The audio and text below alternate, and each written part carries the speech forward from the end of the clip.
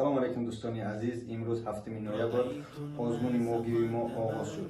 Ин озмун то рӯзи 17 охирун призи мо рӯзи 17 числа ба ҳамон победител дода мешавад. Ба ҳамон хотир дар ин озмун мо мондем 25 та Қуръони Карим, 30 дона қоидаи Бағдодӣ ва айфони X ва 3 одама ҳиҷома, яъне сурати пайғамбар ҳиҷома мегирем дар Москва. барои ин озмун иштирок кардан дар ҳамин таи видео 3 дӯстон отмеча мекунем. ҳамин видеоро дар историёту делиться мекунем ва дар ҳамин спонсорои мо ки ҳастанд ҳамин раздел подписчикҳо подписатсия мекунем ва интизори озмун бошед. Ассалому алайкум ва бародарои гиромӣ, гуфтанем ки ҳар 3 рӯз пас ғолибони мо дар программаи эфир дар саҳифаи Салоҳи Ҷомак завода мешавад иншоалло. бале вибр карда мешавад. Ассалому алайкум.